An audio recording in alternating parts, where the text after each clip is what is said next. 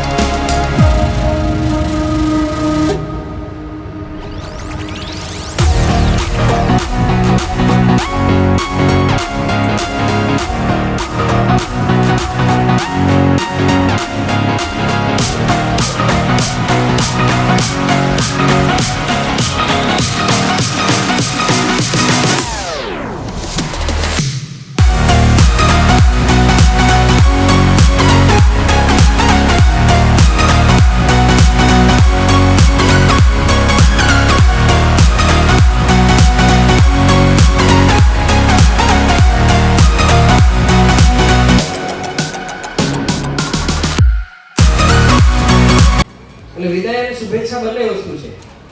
પહેલા દિવસે રડતા હોય તે દિવસે મમ્મી બાલ મંદિરમાં મૂકવા આવી હોય અને ત્યારથી લઈને 10મું ધોરણ કે 12મા ધોરણની અંદર આપણે ભણીએ છીએ અને એની પરીક્ષા આપવાની છે, તો દીકરાઓ આજે જે પરિણામ મેળવવાનું છે એ તમારા આ એક વર્ષની મહેનતનું નથી. જે 10 અને 12 વર્ષ તપ કરેલું છે ને એનું ફળ આ વર્ષે મેળવવાનું છે.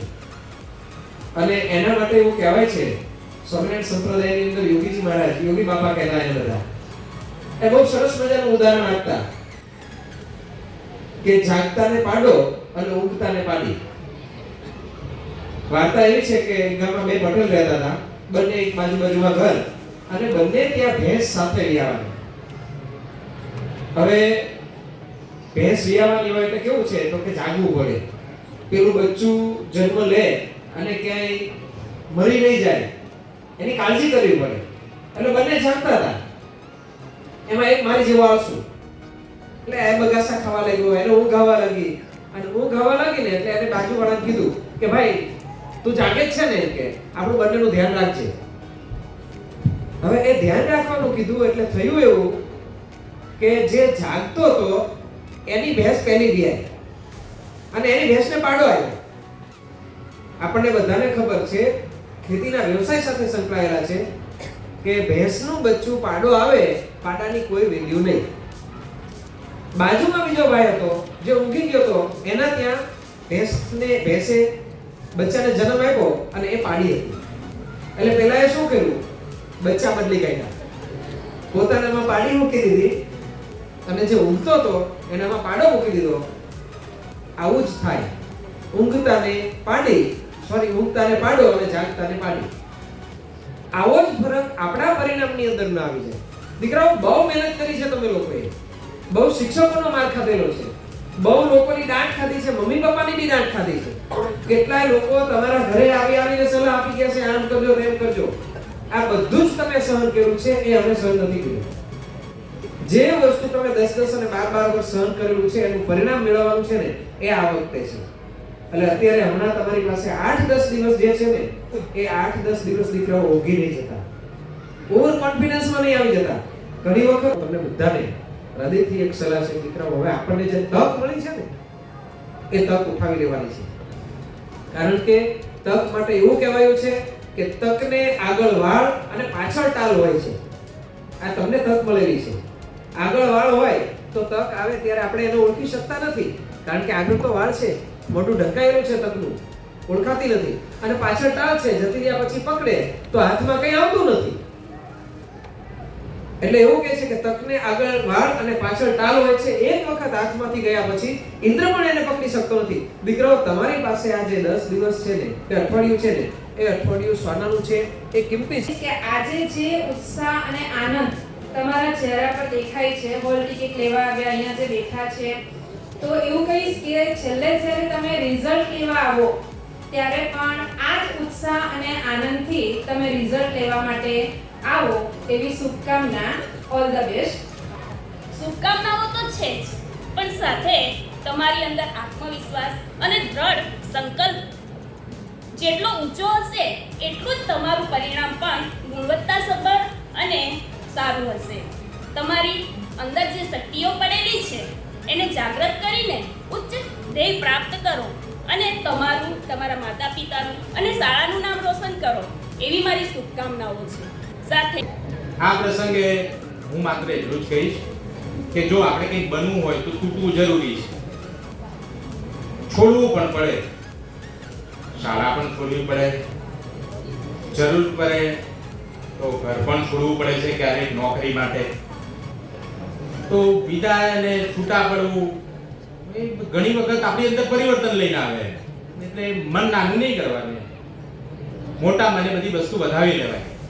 અને અમારા તરફથી, શિક્ષકો તરફથી જો થોડો ઘણો ઠપકો મળ્યો હોય અને કોઈને એવું લાગ્યું હોય થોડો વધારે ઠપકો મળી ગયો છે તો હું હૃદયપૂર્વક એ લોકોની માફી ઈચ્છું છું.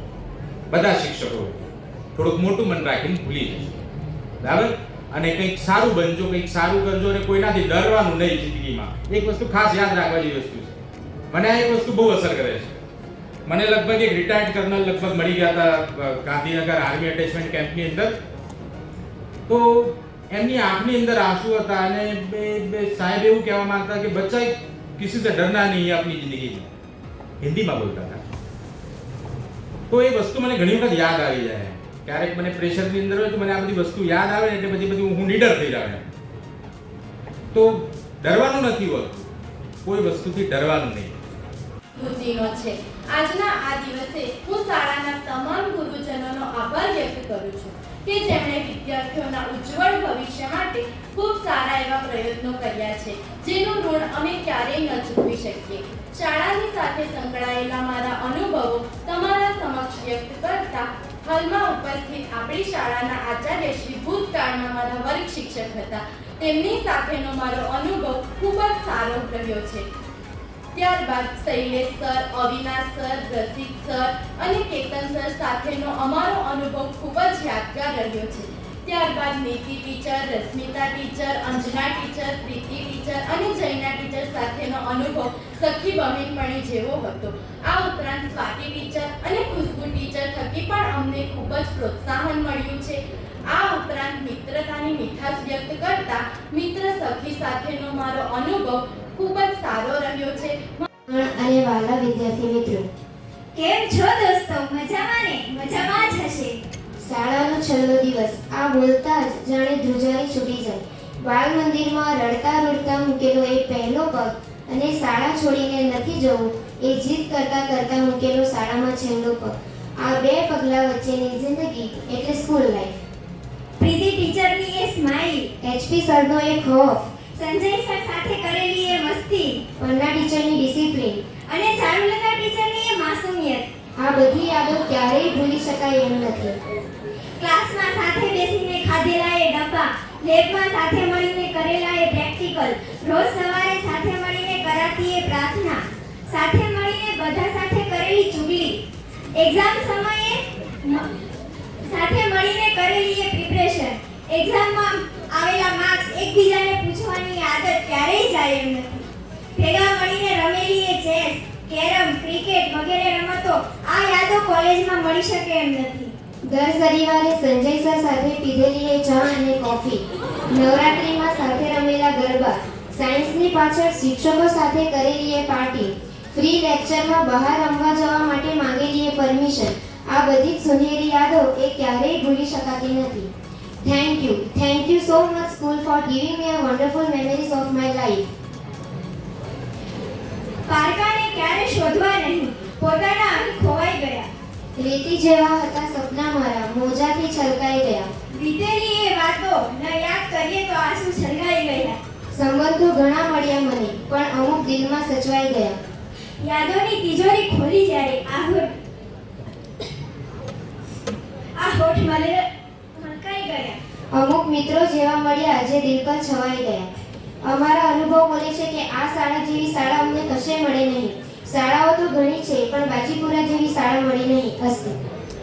જ્યારે અશોક સર સાથે બે લેક્ચર લઈ લે, આજે શૈલેષ સર કેમ નથી આવ્યા, એ દુઃખ કોણ માણશે? હવે સર પાછા આપણને એમની જેમ અરે દીકરા તને આવડી જશે એવું કોણ કહેશે? યાદ આવશે. મારા ભાઈબંધો માટે એક શાયરી, તમે છૂટા પડી જાઓ તો કંઈ નહીં, પણ મળતા રહેજો. રાહ દેખેંગે તેરી ચાહે ज़माने लग जाए, ज़माने लग जाए, के राह देखेंगे तेरी चाहे ज़माने लग जाए, ज़माने लग जाए, या तो आ जाए तू या फिर हम कहीं ठिकाने लग जाए. આજે છેલ્લી વાર ભલે એકબીજાને મળી લઈ. આજથી 12 વર્ષ પહેલા આપણે એક સફરની શરૂઆત કરી હતી અને એ સફરનું આજે છેલ્લું સ્ટેશન છે. જ્યારે આપણે પહેલા સ્ટેશન પર હતા ત્યારે ખબર જ ન હતી કે ક્લાસ શું, બેન્ચ શું, ટીચર શું અને હોમવર્ક તો ઠીક, પણ એક્ઝામનું તો નામ જ નહીં સાંભળેલું. ધીમે ધીમે એક પછી એક સ્ટેશન આવતા ગયા. એટલે કે શૈલેષ સરનો માર્ક, નૈના મેડમનું લેસન ના કરવાની બીક અને રાજેશ સરના ઓફિસમાં જવાની બીક, આ બધું સહન કરીને ક્યારે આપણે નફર બની ગયા ખબર જ ન પડી. આપણે આવ્યા હતા સિન્સિયર છોકરા બનીને. હા, એટલે કે ચપટ વાર, ઉપરનું કોલરનું બટન બંધ અને ફૂલ ઇન્સર્ટ. શૈલેષ સરની તો આપણે રાહ જ જોતા ક્યારે શૈલેષ સર ક્લાસમાં આવે અને આખા ક્લાસને હસાવે. પછી એકાઉન્ટની એન્ટ્રી યાદ નહીં રહેતી, એ કહેતા કહેતા યાદ રહી જાય છે. હવે ટેટ બોર્ડની રાહ જોવાય છે, એ યાદ કરતા કરતા આંખોમાં પાણી ભરાઈ જાય છે. ક્યાં સોનલ મેડમની બૂમ સંભળાય છે, વાંચો છો ને બધા? રોજની જેમ હા કરાય છે. દોસ્ત હવે દોસ્ત નથી, ભાઈ બની ચૂક્યા છે, પણ થોડા જ પલોમાં અમે જુદા થઈ રહ્યા છીએ. આ દિવસો હવે ક્યારેય પાછા નથી આવવાના. યાદ આવશે ક્લાસમાં બેન્ચ પર કરેલી મસ્તી. યાદ આવશે કેવા પાણી પીવાના બહાને આખી સ્કૂલમાં ફરતા. યાદ છે ને કેવું વાળના કપડા પર કહેતા કે સાવન ચાલે છે સર. યાદ આવશે નૈના મેડમનો માર. યાદ આવશે શૈલેષ સરનો દંડો. યાદ આવશે સોનલ મેડમની લાગણી ભરી અને પ્રેમમાં ભરેલી વાતો. યાદ આવશે અશોક સરનો સ્માર્ટ બોર્ડ. યાદ આવશે કોઈની એક ઝલક જોવા માટે પગાડેલી આખી રિસેસ. સાચું કેમ તો આ સફર ક્યારે પતી ગયો ખબર જ ના પડી. દોસ્તી શું હોય છે એની શીખ અહીંયાથી મળી. હવે નહીં ખવાશે ચાલુ પીરિયડમાં ટિફિન. હવે નહીં વગાડી શકશું છેલ્લી બેન્ચ પર ડીજે. હવે નહીં જોવાશે શૈલેષ સરની રાહા. હવે નહીં આપી શકશું નૈના મેડમની ટેસ્ટ. હવે પાછળની બેન્ચથી ટીસાના ગીતો ગવાશે નહીં. એ જ લિસ્ટમાં ફરીથી આપણું નામ ગણાશે નહીં. ધીમે ધીમે આપણે મોટા થઈ ગયા. હવે નાના થઈને ફરી સ્કૂલ જવાશે નહીં. આ સફરના થોડા પલ બાકી છે. ચાલો આપણે મેડમ અને સરને મળી લઈએ. થોડું સોરી, થોડું થેન્ક્સ કહી લઈએ. છેલ્લી વાર આ પ્રાર્થના હોલને જોઈ લઈએ. એકબીજા સાથે ફોટા પડાવી લઈએ અને બહુ બધું હસી લઈએ. અને છેલ્લી વાર આ સ્કૂલ છૂટવાનો બેલ સાંભળી લઈએ. Thank you. રીના ટીચર વિશે કહું તો ક્લાસમાં આવતાની સાથે એમની સ્માઇલ જોઈ આખી ક્લાસ ખુશ થઈ જતો. અને તેનો એક પ્રખ્યાત ડાયલોગ એ અવાજ નહીં અને એમને ટીચર હંમેશા કહેતા મહેનત કરો મહેનત કરો. અમારા તત્વજ્ઞાનના શિક્ષક ઇન્દુ ટીચર માટે કહું તો એ આપણી શાળામાં નથી પરંતુ તેમની યાદ અમને હજુ પણ આવે છે. તેમની ભણાવવાની પદ્ધતિ ખૂબ જ સરળ અને સમજાય તેવી હતી. અને સૌથી પ્રિય શૈલેષ સર, એના વિશે કહું તો તેઓ ક્લાસમાં આવતાની સાથે બધા વિદ્યાર્થીઓને ઉત્સાહમાં આવી જતા. સર હંમેશા ક્લાસમાં આવતાની સાથે અમને પહેલા પ્રાર્થના કરાવતા અને તેમની ભણાવવાની પદ્ધતિ એવી કે તે અમને ભણાવવાની સાથે ખૂબ જ મજા કરાવતા. અને અમારા અર્થશાસ્ત્રના ટીચર સોનલ ટીચરને પ્રેમાળ. અર્થશાસ્ત્ર જેવો ખૂબ જ અઘરો વિષય કે જેમાં પોઈન્ટ્સનો ઢગલો, વ્યાખ્યા કે જેઓ અમને ખૂબ જ સરળતાથી ભણાવતા અને ક્લાસમાં જ તેની તૈયારી કરાવતા. મોનિકા ટીચર અમારું મનોવિજ્ઞાન અને ભૂગોળ વિષય ભણાવતા જે અમને આવતાની સાથે જ ભણાવવાનું ચાલુ કરી દેતા. અને અમારા સહાયક ટીચર અમારા હિન્દીના ટીચર છે. તે અમને ક્લાસમાં જોડી બાંધીને ક્યારેય ન બેસવા દેતા. અને जो दिन आ गया है जिसका इंतजार कभी था ही नहीं. ना होगा आज के बाद वो मिलना रोज उन यारों से. ना होगा आज के बाद रोज आना इस जन्नत में. बहुत याद आएगी वो मस्तियाँ, वो नोक-झोंक, वो रिश्ते. हाँ बढ़ तो रहे हैं जीवन में आगे पर ये बिताए हुए पल याद बहुत आएंगे. वो पागलों की तरह हंसना याद बहुत आएगा. हाँ आखिरकार आ ही गया वो दिन जिसका इंतजार कभी था ही नहीं. 1 થી 12 ધોરણ સુધીના આ વર્ષો મને મારા જીવનમાં ખૂબ જ યાદ આવશે. ઓ પંખીડા હસતા મુખડે જજો રે, હસતા મુખડે જજો રે, મુજે ઘરેથી ઓ પંખીડા હસતા મુખડે જજો રે, હસતા મુખડે જજો રે. કાર્યક્રમ ખૂબ શાનદાર રહ્યો. આ ભવ્યતા માટે શ્રી વાજીપુરા સ્કૂલના સુકાની પદ સંભાળનાર એવા સાહેબ શ્રી રાજેશભાઈ તેમજ તમામ શિક્ષક મિત્રો અને બીએડની તાલીમાર્થી બહેનો, બોર્ડની પરીક્ષા આપવા માટે જઈ રહેલા ધોરણ 10 અને 12ના તમામ વિદ્યાર્થીઓ અને ધોરણ 9 અને 11ના બાળકોએ પોતાનો કિંમતી સમય આપ્યો એ બદલ ખૂબ ખૂબ આભાર વ્યક્ત કરું છું.